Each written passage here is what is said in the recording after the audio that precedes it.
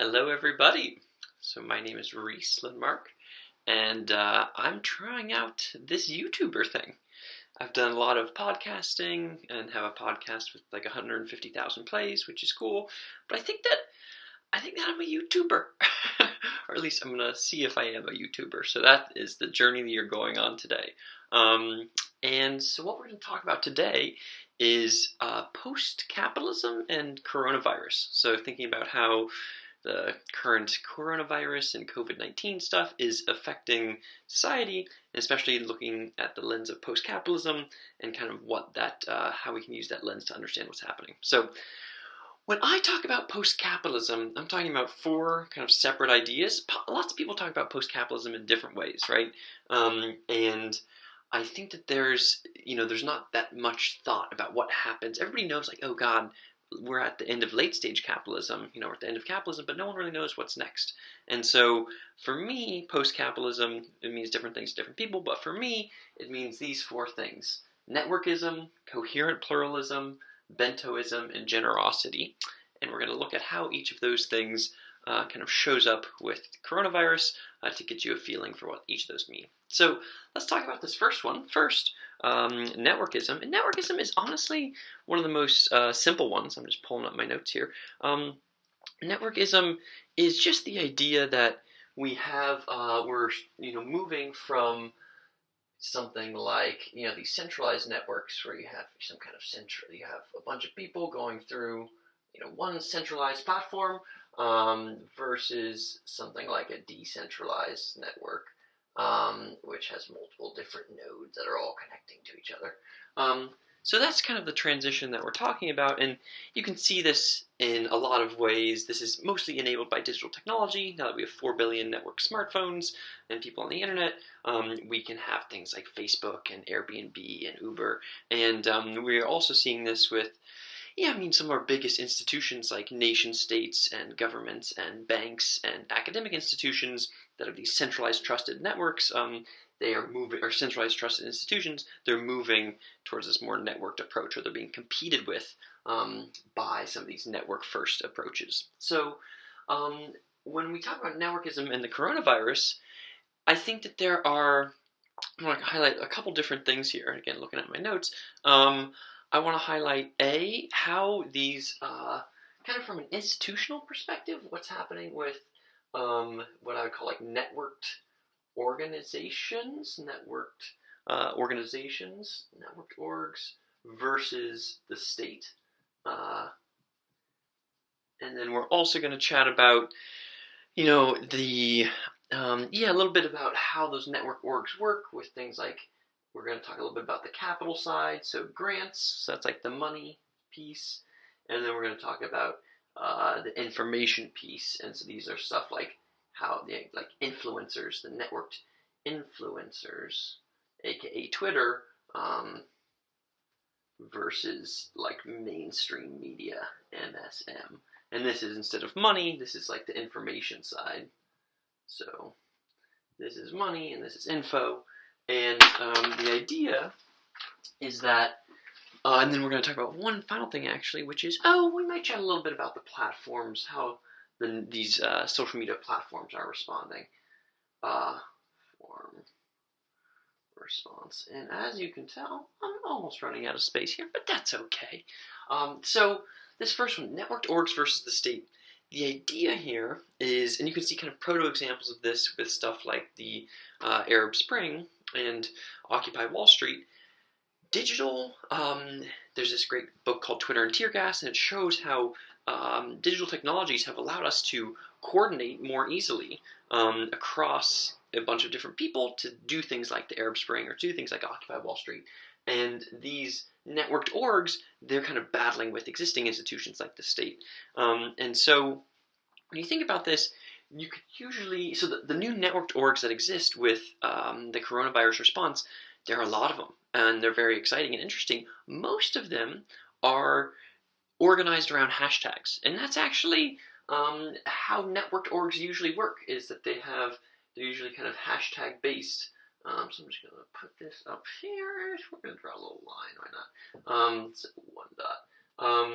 So yeah, they're really hashtag based, and so some of the main hashtags that we've seen are like Get Us PPE, and that's this group of 75 plus, that doesn't give, 75 full-time volunteers with a bunch of other people who are creating this marketplace and clearinghouse for getting medical professionals personal protective equipment. And it is a group, the way that this works is there are a bunch of different subgroups that were starting to be like, oh, we want to get these folks equipment. And then they were starting to connect to each other and say, hey, oh, you're trying to do this too? Great, we have this shared outcome. Let's like combine together. And then they eventually all combined around this hashtag Get Us PPE site, and now they have this great network where they get to, there's this nationwide, at least, network of, in the U.S., people talking to each other, saying, here, I have PPE, who wants it? And then nurses and doctors being able to say, hey, I need that PPE. So that is one example. There's also been stuff like the other hashtags, like the Masks for All is a recent one. Masks for All. And these are folks who are like, hey, the WHO and the World Health Organization and the CDC in America have not been issuing these mask directives, and we think that it's probably best to have masks, even though, of course, leave the N95s for the healthcare workers. And so Masks for All was this, again, a group of folks who got together, used this hashtag Masks for All, got people, made like commoditized the ability to put masks on your profile picture, so it was easy to put masks on your profile picture, and kind of spread that and kind of tried to say, hey, and push and say, hey, we need to get more masks. And then eventually now the CDC is like, oh, everybody should try to wear cloth masks. Tough to tell exactly how much Masks for All had an impact on that, but this was kind of a bottom-up, network-based organization that was doing this. And there's a lot of other ones. There's this great one called Coronavirus Tech Handbook, which was based on, now it's actually moderately interesting, I'll write it up here, Coronavirus Tech Handbook. And the Coronavirus Tech Handbook was cool because it was based on, there's a bunch of these co-living houses, and they're all part of networks within their cities. Like there's one in San Francisco called the Hate Street Commons, but then that network is part of this meta-network called the Embassy Network. And the Coronavirus Tech Handbook was created by folks at one of the embassy networks in London called Newspeak House. And you can just tell how, because there was this existing, the existing capital of the existing network, bottom-up network, decentralized capital of having this bottom-up network of decentralized co-living houses, it was able to spread pretty quickly because it was like, oh, we have this new, Google Doc, essentially. Anybody who wants to add to it can. It didn't even have comment. It didn't even have, everybody had edit permissions, which was crazy. It was like r/place where everybody just did what they wanted, and it worked out because people were not trying to troll or whatever. In any case, the Tech Handbook leveraged the existing network of these co-living houses in a really cool way. So that's another example. And that was not based around a hashtag, for what it's worth. And so there's this other one called endcoronavirus.org. Again, 5,000 people on this Slack channel that are all trying out a bunch of different, there's the ventilators hash channel, there's the PPE channel, and they're all trying to build stuff at the same time. There's a 70,000 person group called COVID Medical Supplies, DIY COVID Medical Supplies, what is that called? It's just a bunch of folks who are making these medical supplies and trying to make them bottom up in their 3D printers in their homes, and then trying to provide them then to Get Us PPE stuff. And so that's the beautiful, so this Facebook group is pretty sweet, the 70,000 person Facebook group. So that's what this networked response means. And when we talk about this networked response, it is, what would I say about it? It is, from a new institutional what's that called? Institutional, Coasian theorems and institutional technologies? New institutional economics. From a new institutional economics perspective, these things are all based on, all institutions are competing versus each other. Nation states versus companies versus religions, and those things are competing with each other, and these bottom-up groups are also competing. And you can imagine the main graph that's showed for these things is motivation versus coordination. And you can think of motivation as money, while coordination is information. And so different things are more motivating or more coordinating than other things.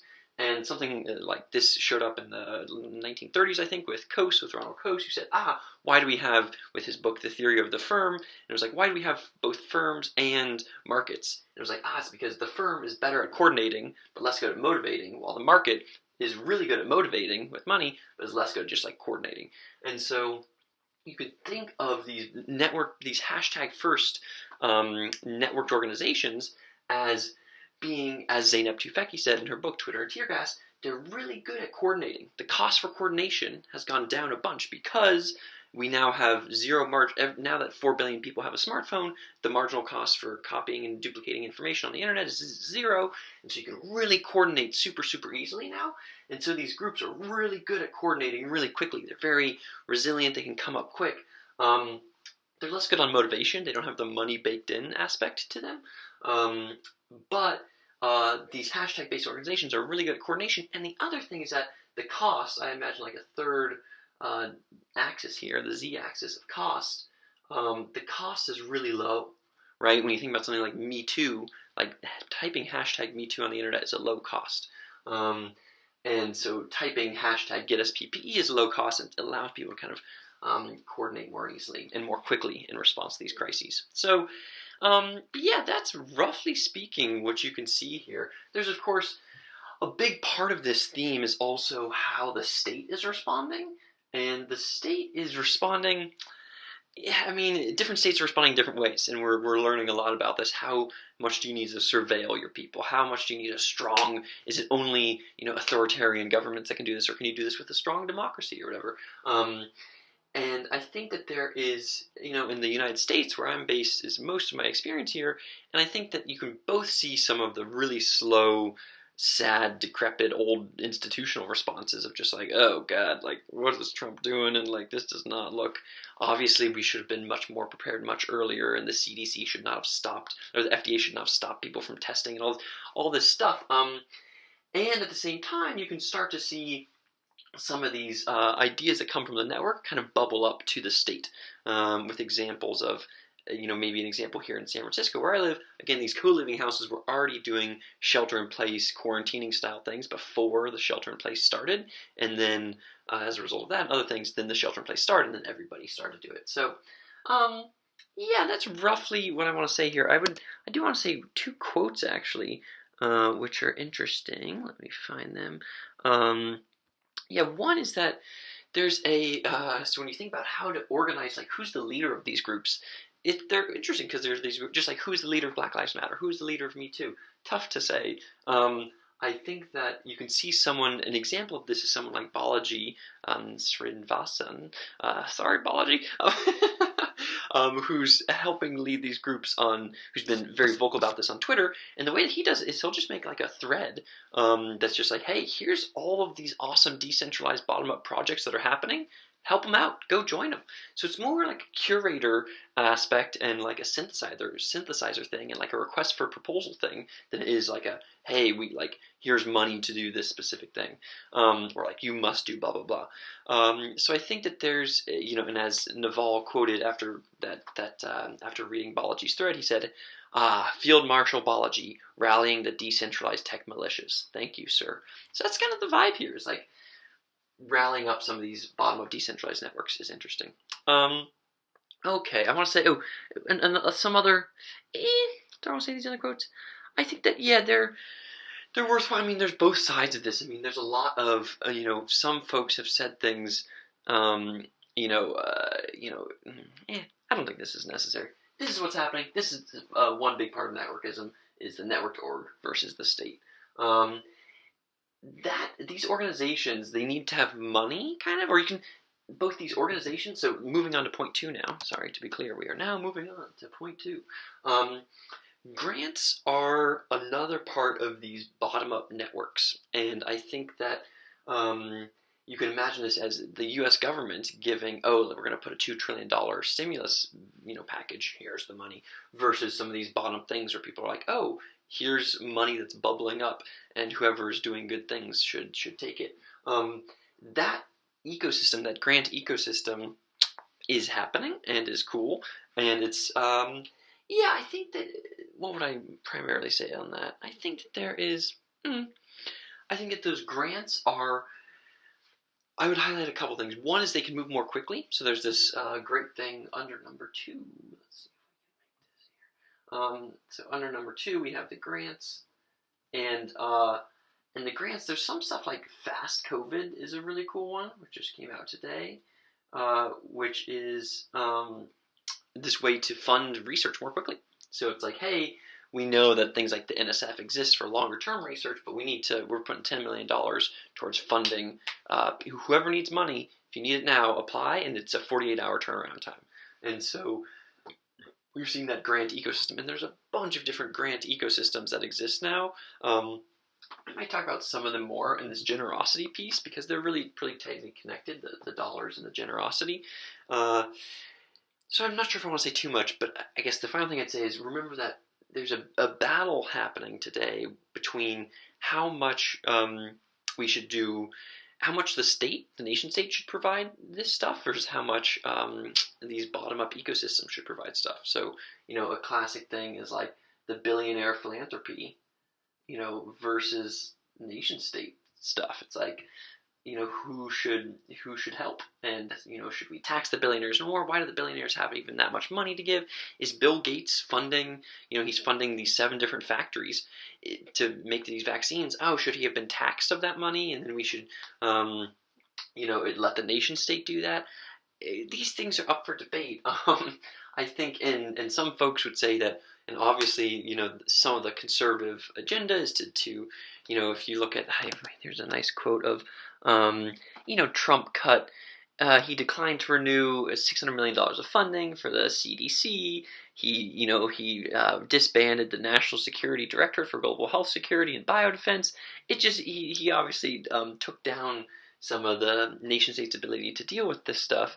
And I think that, on one side is, this is Rob Reich from Stanford, who says, in this recent opinion piece, the richest country in the world must step up to fund public health rather than relying on the richest people in the world to do it piecemeal. So that's kind of one side of the thing.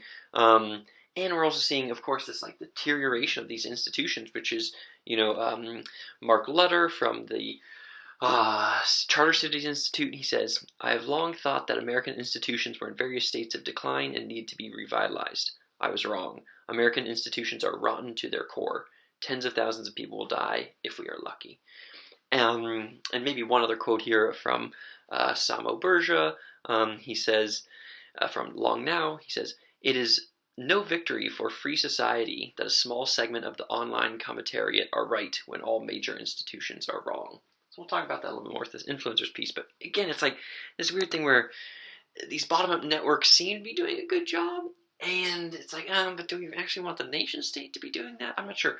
For me personally, my hot take on this is that I think that in general, I'm very bullish on bottom-up networks long term. I think that in this, I could go into this for a variety of reasons, but they don't have the institutional history of some of these older, slower, and honestly, to some extent, more patriarchal, greedy, capitalistish, these old institutions, they have a history, and they're slow, at a time like this, like they're slow, and so using these new bottom-up networks feels powerful, and I'm interested by a future in which we're providing more public goods.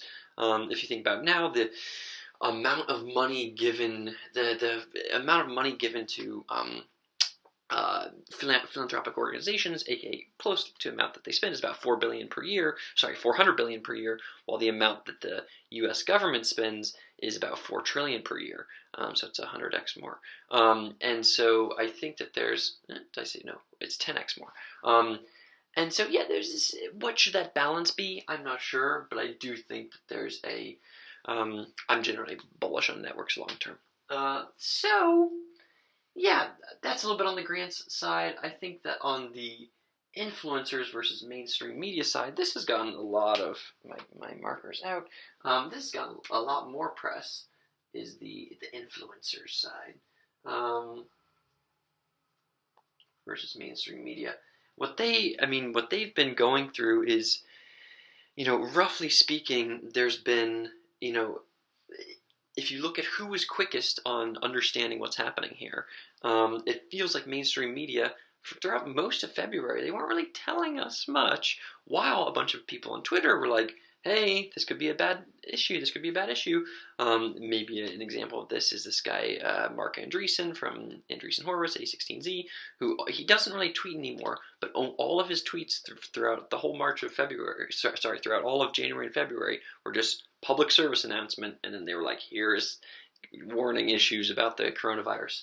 And so we have this influencers versus mainstream media piece, and there's a bonus piece here where it's like, the networked influencers were first on the scene, and then it seemed like, and again, this might be my own liberal bias, but it seemed like the left-wing media was much closer on the scene, and then the right-wing media was still, even in March, the right-wing media, various people on Fox and whatever were just like still saying it's the flu kind of stuff, and really needed to change their tune very quickly given the exponential curve. So it's influencers versus the mainstream media with a little bit of left-right media in there. And I guess this has been, what would I say about this? The way that I like to understand this is that if you imagine now that we have, this is possible. Remember that this is only possible. 50 years ago, it was just you could only get it from mainstream media. There's no other option here. But now you can actually get your information in other ways. And so the way that Ben Thompson from Stratechery, draws it is that you have this graph of, this is like information, and this is when people are discussing a topic. This is a lot of people discussing, or at the beginning, not that many people, but we're discussing coronavirus, and of that, this is quality of information, and this is quantity of information. And so at the beginning, you have both a lot of high quality information over here, but also a lot of bad, low quality information over there.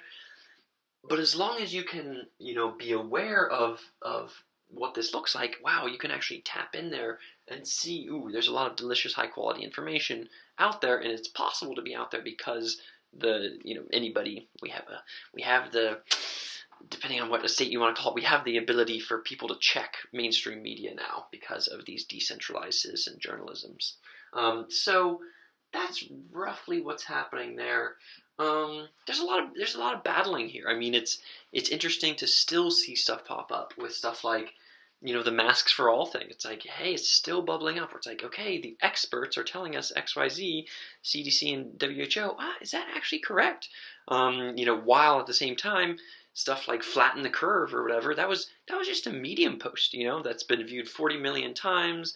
It's just a big, incredible thing, and that those things really started from the Twitter sphere. So, that's roughly the way I think about this stuff. I would say it's also, I'd say that's roughly the way I think about this stuff. There is a, that's essentially what's happening here. And this one will continue to be weird.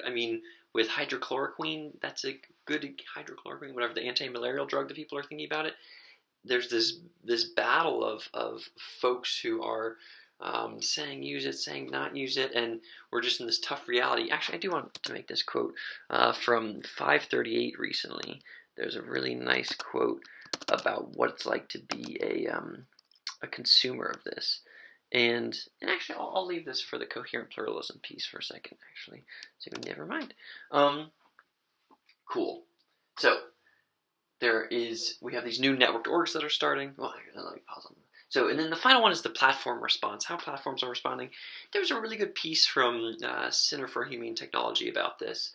And I think at a high level, a lot of this is the platform response really determines, if we think from a networkism perspective, we have this new network, these new platforms, these new massive social media platforms, they control a lot of our sense-making capabilities. And so the way that they kind of nudge us in one direction or another really matters. And so Some of them, many of them have now put in the place of where ads would be, or where other things would be. They put in like COVID, like, hey, heads up, this is, COVID stuff is happening. Here's what's going on. And so we've seen both the platforms respond in a nice and beautiful way like that, like, hey, here's some issues, folks. And they still have a long way to go. I mean, they're essentially still just doing the simplest bare bones things, which are like allowing the CDC to, put an ad in the side of the Twitter feed that says "Stay home," hashtag "Stay home, save lives," and it doesn't. It feels like the platforms could do a lot more by leveraging a lot of their existing behavioral psychology techniques on us to do things to make us really get more of a feeling for why this is important, and to really kind of shape our minds a little bit more, which is a little bit scary, but I think is mostly correct. It's like kind of libertarian paternalism. Yeah. Okay, sweet. So that's roughly networkism. At a high level, what's happening is we have these new networks. We're moving from an ecosystem of just like with the Industrial Revolution, and how the Industrial Revolution, pre-Industrial Revolution, and pre the printing press, it was the church. The church was super, super powerful, and things like empires and nation states were kind of powerful, but didn't really exist as much. And now we're moving to after that, though, you move to the place where it's like, wow, now we have these new massive nation states, and companies started to exist. Companies became a thing.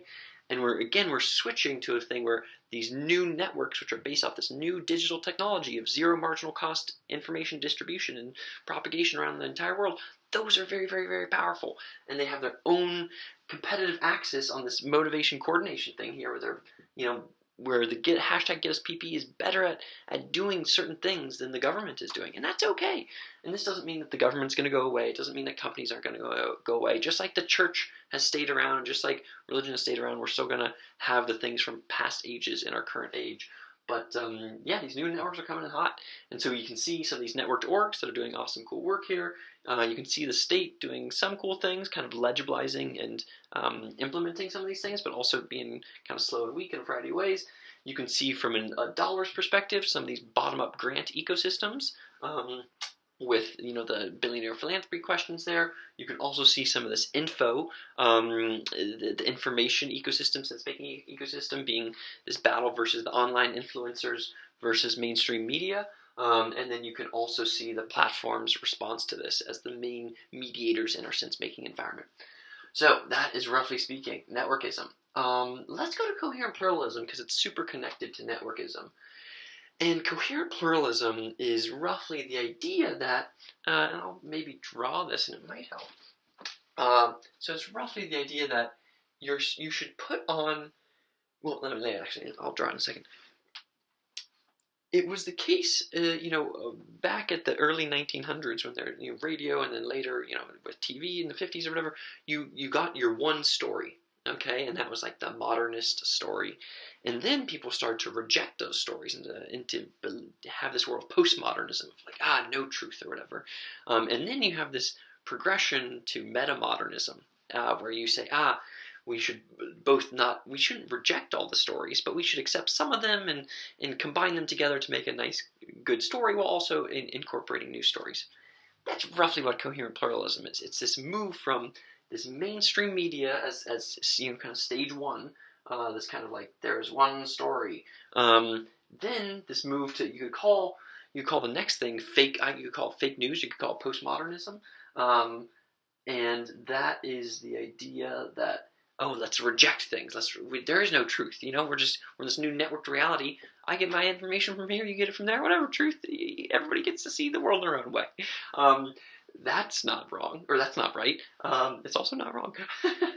And then this synthesis version of this is this view where you're taking in a lot of pluralistic viewpoints, and you're trying to still create coherence among them and have a clear vision and future for what happens forward.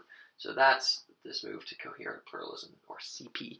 The reason why, and I kind of think about it as, putting on a bunch of different lenses and then creating coherence among them. You can think of it as consuming a red feed and a blue feed and then creating coherence among them, whatever that looks like for you.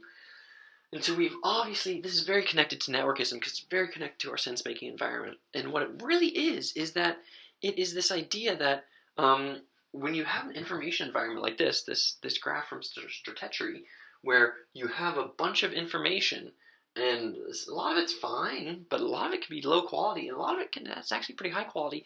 It's up to individuals. It is our responsibility now in the world, in the networked world, to take more responsibility for our information consumption.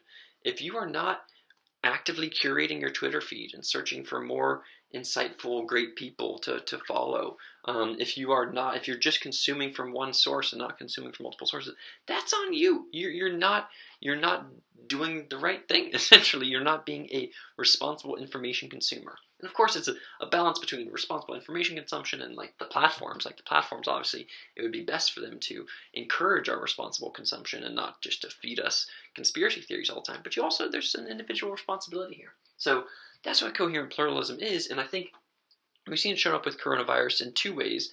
There's one way is just how to determine truth. And then the other way is with empathy and empathizing with others. Empathy. So there's truth and there's empathy. And I think that on the truth side, that's what we've seen with the stuff like the hashtag masks for all and stuff, where it's like, should you wear a mask or not? It's like, and you're trying to consume all these different things as the right is wrong. And I just want to read this great quote from this 538 article, this recent 538 article, which I'm pulling up right now, that which was about should we do masks right now? And the answer was yes, probably, but maybe not. And this, I just want to read this quote from the bottom. It says, ultimately, the expert advice on masks, and then in parentheses, and hand washing, and death tolls, and social distancing, etc., is to get comfortable with not knowing the right answer. You can, and should, have some trusted advisors. You can, and should, read up on why certain things are or aren't being recommended. But there are a lot of issues around this virus on which two experts can read the same data and come to different conclusions. For the rest of us, that means accepting that sometimes we'll just have to do the best we can without a clear set of instructions. That's one of the best gifts we can give ourselves. So this is the coherently plural perspective. It's just like, you got to be comfortable with not knowing the right answer, but you got to search. You got to try your best, So that's one part of the coherent pluralism piece. And I think that when you're doing this truth thing, you really should be searching for as many yes and perspectives as possible. Yes-anding is a great example of coherent pluralism and metamodernism, where you're trying to see a certain mindset, and you're trying to see the opposite mindset, and trying to hold the truths in both of them as much as possible. So for something like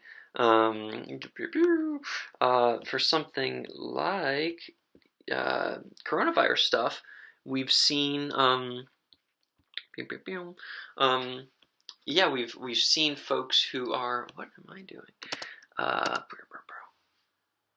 The yes and perspectives. Yeah. I mean, so two examples is just the masks one is a super easy one, where it's like, okay, yes, it seems like, we obviously know that N95 masks are good and that surgical masks are good.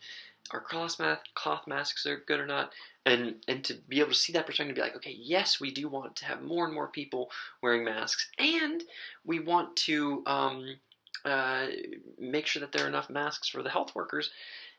So to be able to see both of those at the same time is powerful. Another yes and here is, this economics versus lives calculation, where it's like, hey, yes, we want to protect as many lives as possible with the hashtag flatten the curve, hashtag stay home, save lives, etc. And we do know that economic growth has a long-term impact. It has a long-term, from a progress studies perspective, or from all these perspectives, it does have an impact on qualities, and it does have an impact on health and well-being. And so how to balance those two is obviously very difficult. And I don't mean to say let's kill the old people, but being able to see both of these perspectives is, I think, helpful. So that's roughly speaking what coherent pluralism is from a truth perspective. And then from an empathy perspective, I think that there's what this mainly looks like is, again, in our networked reality, we can look at we can go to anywhere in the world and see those people and see how they're living, which is really cool. And the most beautiful example of this with coronavirus was when some random media thing from Italy made a video with, it was 30-ish random people from 30-ish like random people just talking to their MacBooks or whatever, saying, hey, and at that point in time, Italy was 10 days ahead of us and were experiencing it pretty poorly, and they were warning Americans, look, I know it might not seem bad yet, but please listen to us, like, it's going to get bad. And it was just, 25 different vignettes of that. And so that was a good example of just this empathy piece, this ability for us to really empathize with other people around the world and then use that to kind of inform our decisions, so to be more coherently plural. So that is coherent pluralism. It's mostly a response to networkism, and it was an individual responsibility for folks to do. Let me say one final piece on both of these before moving on to this side, which is there is because I forgot about this, but I think it is important, this influencers versus mainstream media piece. We saw this with the financial crisis, where it's like there were some people who were early in on that, were like, yo, this is an issue, this could be bad, mortgage-backed securities. And similarly, we saw people who were quick in on this coronavirus thing.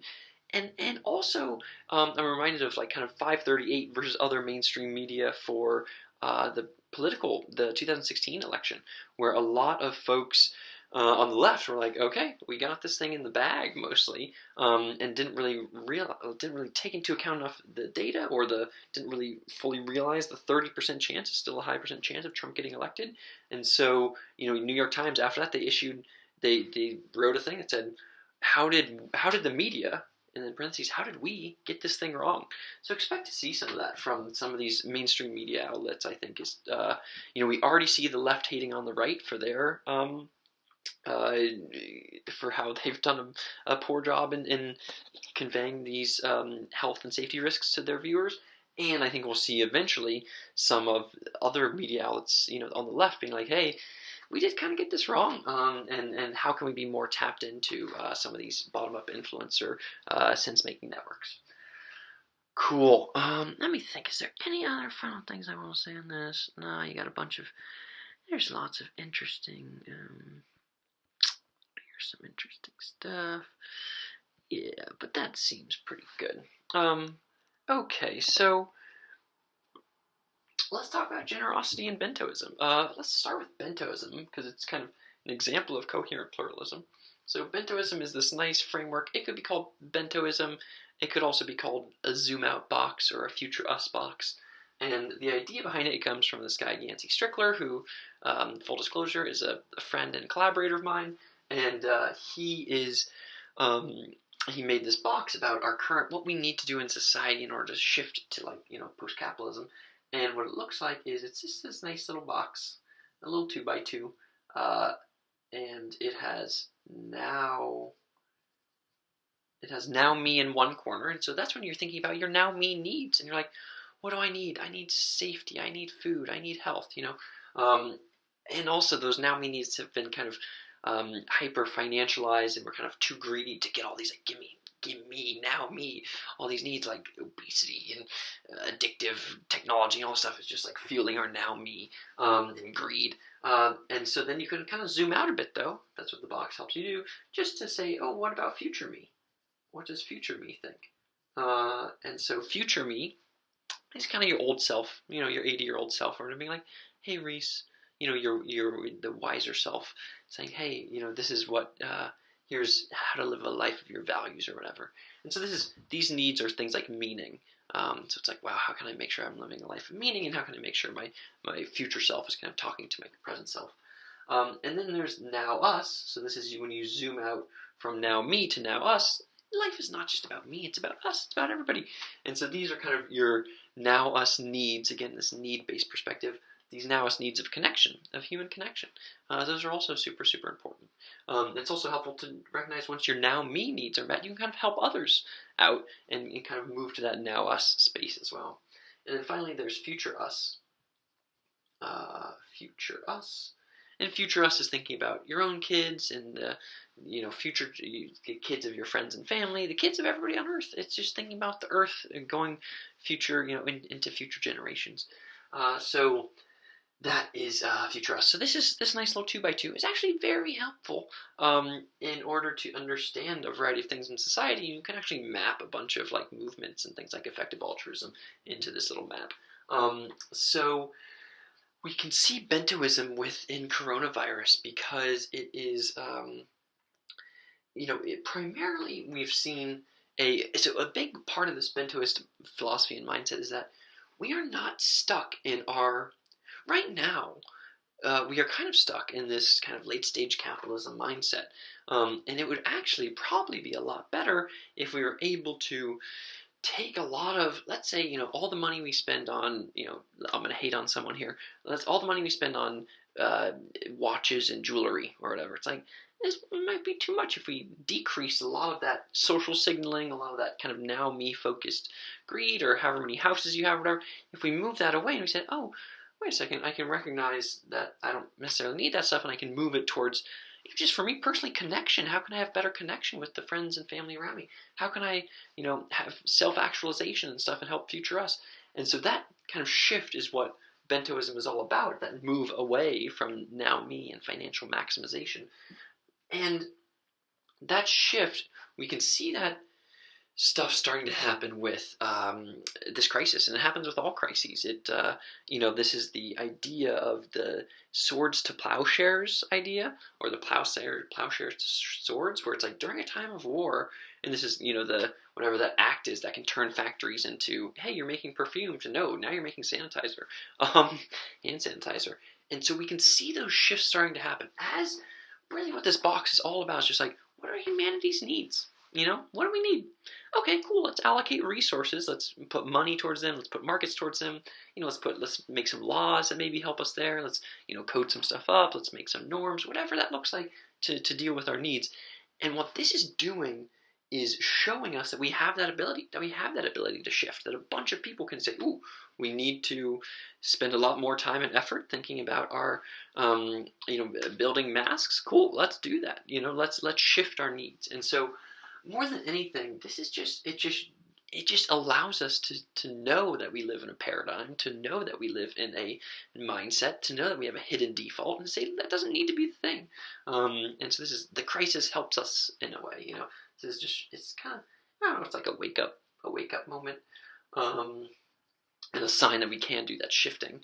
And so, the other thing I'd say here is we can also see a little bit of shifts.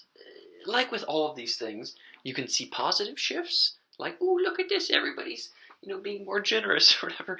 And you can see negative shifts where it's like, oh god, people are really focusing on themselves or becoming, like Trump's trying to stop, trying to patent or whatever, a vaccine just for the US.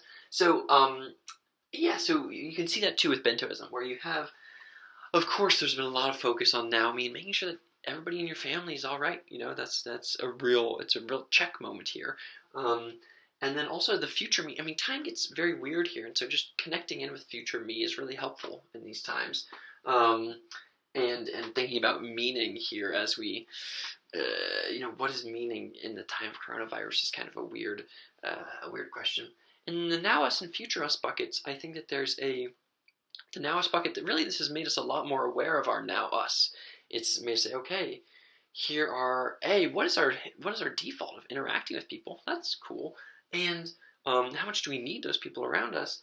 And how do we, and recognizing things where you say, hey, and these are kind of social justice perspectives where it's like, hey, if you go out there in the world and just keep on hanging out with folks as a young person, and then it eventually like ends up taking the life of an old person, like that ain't right. So that's the kind of the now us, the nice now us perspective that we've been brought into, is you too can flatten the curve, and really recognizing our interconnectedness. I think that's a big part of the now us. And then the future us perspective, I think more than anything, this is kind of showing us that we are, the virus is the other, and then the future us is this networked human organism. It's what we are all part of. And so I think, I think that the future us has changed, hopefully, to recognize our interconnectedness and and the fact that we are all kind of in this together. Of course, there's the negative side there where people are becoming more and more isolated from each other. But I think long term, I'm optimistic about the macro network human organism piece. So let me think here. Maybe there's one other piece here, which is future us. It's also shown us the kind of when we think about in the future, both for future me and for future us, what are the law of adjacent possible next steps? And really, this virus changes those in a big way, and we'll go into that in future episodes. But yeah, it's what is possible now is very different than what was possible, 6 months ago. And then the final piece I want to say is that there's another future us perspective, which is really taking more of a long-termist view, where you can see a lot of the people who have been our supply chains are just-in-time supply chains that are hyper-optimized for efficiency and not resiliency. And so it's likely to be the case in the future where we have supply chains that are better at being resilient instead of just efficient. So having that kind of future-facing resilient perspective. Yeah, so that's Bento Ism here, and I think that more than anything, this has showed us that just like people did in World War I and World War II and other times in life, you can go into wartime mode. You can really shift your needs of society to be in alignment. And so hopefully this will be a kind of a test for us, or like a little exercise for us to be like, yeah, this is how we can shift our needs. And so after this, again, we'd hope that we would shift our needs more towards future us and towards climate change and stuff. So that's what that looks like. Okay, generosity is the final piece here. I would say overall, there's some coherent. So in generosity, there's a lot of juicy stuff here, just like there was a lot of juicy stuff in networkism. I would say there's generally just less stuff in coherent pluralism and Bento Ism, or at least I don't quite understand it, or I don't have as many ideas there. So let's talk about generosity for a second. So generosity is the idea that is roughly the idea that you can. It's this move towards abundance in society. And the great example of that, there's this great world and data graph that shows these 6 graphs of, in the last 200 years, how has society done on a bunch of key metrics. And one of them is something like extreme poverty. And 200 years ago, 90% of people were in extreme poverty, and now it's less than 10%. That's awesome. So we both have this macro perspective of, these 6 graphs, and that they're all saying, ooh, things are getting a lot better, ooh. And then we also have the micro perspective, where you have individuals. These are studies for individuals where they say, hey, after money has diminishing returns on happiness, and the studies show after about $45,000 per year, it really, really levels out the amount that money makes you happier. So at the beginning, your first $1,000 matters a lot, but then after about $45,000 a year, you're not really. It's just essentially a flat line at that point. And so once you reach that point, then you have abundance. Then you can kind of be generous without needing to be generous, if that makes sense. Where it's like, oh, I just have bonus money here. Do you want it? And I can talk about a lot of examples where that happens in my life. I have like $10,000, but it's just this beautiful feeling of just being like, I got it. Do you want this money? I don't need it. Do you want it? So that's the generosity piece, or that's what this generosity abundance piece means. It's like, okay, we have enough. And you can see this in a wide variety of ways with coronavirus stuff. The easiest example probably is, again, another hashtag. It's the hashtag #PassTheCheck, which is from Give Directly. And the idea here is that the U.S. government is, giving every American $1,200, and if you need that money, cool, but if you don't need it, just pass it on.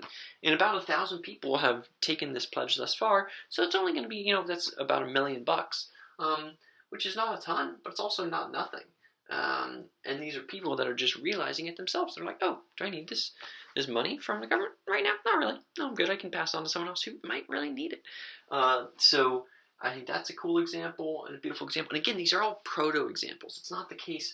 We're just now reaching this phase where more and more people are at this, oh, I can be generous piece, and actually recognizing it, that they have abundance. And so, the last 2008 financial crisis, I didn't see anything with a hashtag #PassTheCheck. Hashtags didn't even exist at that time, really. and people weren't doing stuff like this. So really, maybe it's a case that during the next big crisis, if there's again a bunch more money injected from the top down, maybe at that point in time, 10,000 people or 1,000,000 people pass on the check. So, okie dokie. I'm back. I just went to the bathroom. I know you needed to know that, and I let you know that. So, yeah, we got generosity, passed the check, pretty sweet. And another example of this is all these amazing mutual aid groups that are coming up. And these are both a lot of them are being generous in the non-monetary sense of just like, hey, here I'm offering this.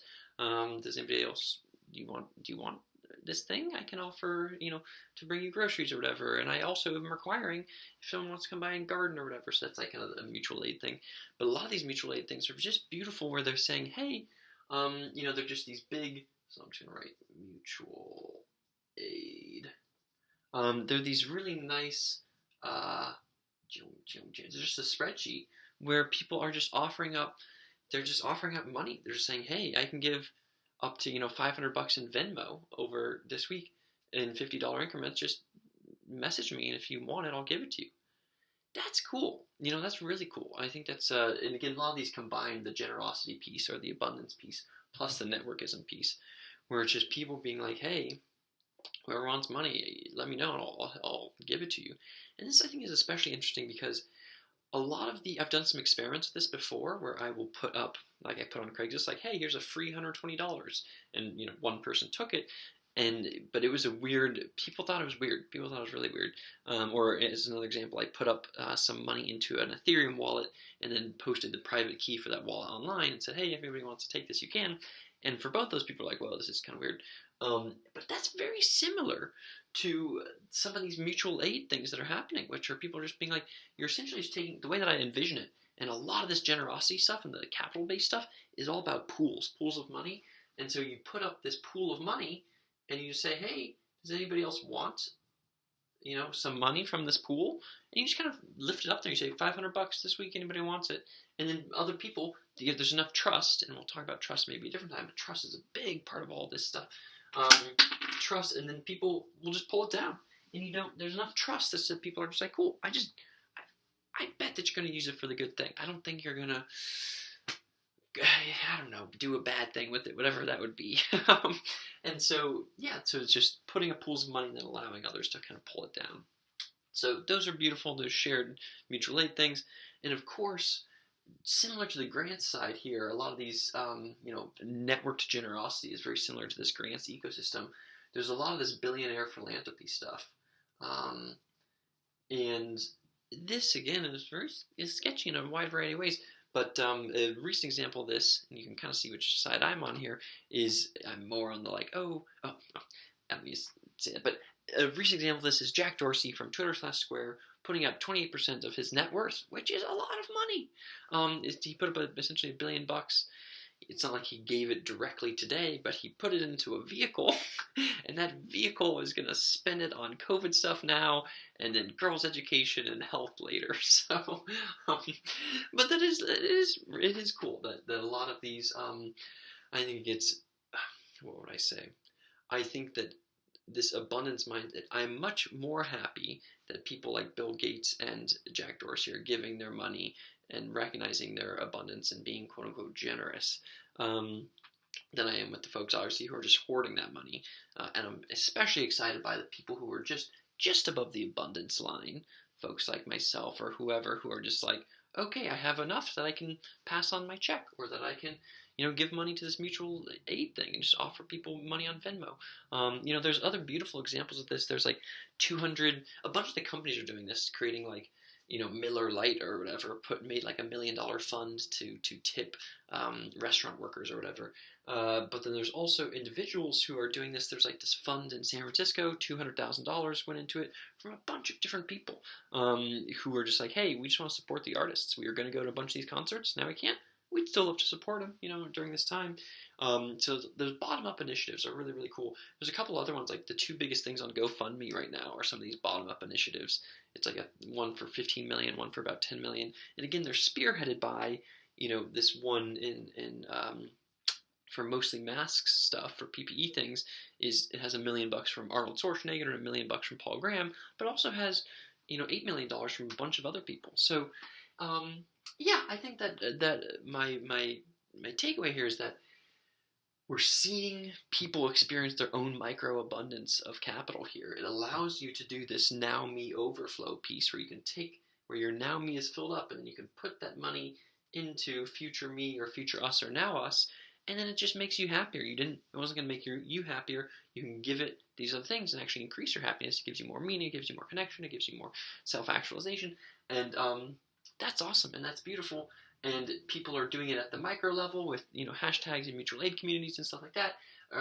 Individuals are doing it, networks are doing it, and of course we have the billionaire philanthropy side as well, where they're doing it. Okay, so in conclusion, yeah, these four kind of perspectives are roughly how I see the world and see things transitioning here, and they're also therefore how I see the crisis. And so, again, from a networkism perspective, we can see these bottom-up decentralized networks kind of providing new ways to coordinate and motivate around things, and are kind of out-competing existing institutions to solve these needs. We can see folks respond from a coherently plural perspective where there's this new decentralized sense-making environment, and fake news obviously isn't the answer, and so you need to have some coherence but also some pluralism. So you can see people responding to their information environment with some coherent pluralism. You can also see some Bento Ism, which in and of itself is an example of coherent pluralism. It's both pluralistic in that it's four different perspectives, but it's very coherent. It's just a nice little simple 2x2.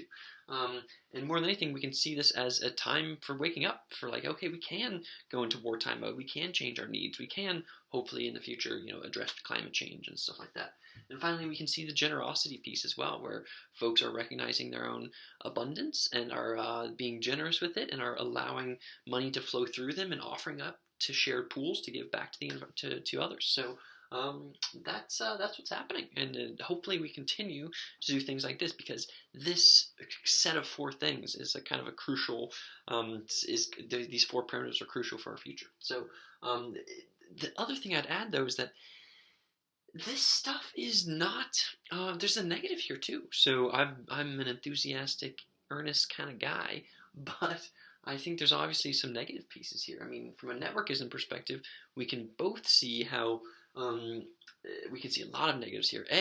We can see how it's a negative that the state is just not doing what it should be doing. It's like it would be nice if we had a state that was maybe closer to some of the nation states that we've had in the past, that has had a very clear, awesome, responsive reaction to this. And instead we have kind of a slower moving kind of beast. And we can imagine also some of the negatives here that these networks are there's a lot of uncertainty and newness with them, and so you have connected to coherent pluralism, you have a lot of people where with these decentralized network sense-making stuff, it's like, what the hell is happening here? It can be very difficult to tell, and you can have folks who, instead of having a nice one clear picture that is mostly true, which is maybe what we had in the past, instead you have a lot of folks who are just only on the side of negative misinformation, who are consuming bad things, and then those things may eventually kill them, especially in the COVID time. So those are some of obviously the negatives of a decentralized sense-making system, and then we can also see some of the negatives of people responding to the crisis in a bad way, where they are waking up, but they're either waking up and just focusing on now me and focusing on isolationism or something like that, or they're allowing the wake-up moment, but right now is a time for everybody is so excited to be like, ooh, this is a blank slate time. Let's use it for our own good. So this is, what someone like Naomi Klein would call crisis capitalism, where it's like, ooh, let's just take this crisis and use it as a way to push through a bunch of the things that are actually going to be bad for people and will keep us in a plutocratic, awful society. And then the final piece on the generosity side, we can both see the positives, but we can also see the negatives. Like, I mean, Jeff Bezos did a good job in giving $100 million of his wealth, but that's much less than 28%, which is what, Jack Dorsey gave. And so we can still see, the flip side of generosity is that it will, when people do studies about this, there's actually this great quote that I actually want to read from this person, Kathy O'Neill, who wrote Weapons of Math Destruction, and she was talking about predictions for the future, and one of her predictions was a beautiful thing, which I'm about to read right now, and that thing says, Once the health emergency is over, we will see the extent to which rich, well-connected, and well-resourced communities will have been taken care of, while contingent, poor, and stigmatized communities will have been thoroughly destroyed. That's going to happen, and that is awful. And so we have some generosity here and some giving back, and we still have these pretty bad power structures, and people with lots and lots of inequality. So, yeah, so I hope this was helpful to understand how I see the world and how these 4 boxes are ways to see coronavirus and post-capitalism. In future episodes, please let me know if you have any feedback. I know this is test number 1. If you either have feedback on my situation, my environment, was it easy to see? Was it hard to hear when I was facing this way? Stuff like that. How was my rambling? Were the images helpful, etc., etc. So please watch this at 2x speed. And then the other thing I'd say is, I'm hoping to do future episodes that are on things like, this is kind of our current response, but if we see about the transition, like what is going to happen next, that's kind of a whole other set of concerns. And so I think doing one on that is what I'll do next. So with that, I hope you're doing well. Please let me know if you have feedback. Please let me know if this is helpful or if you have any ideas. And thank you and goodbye.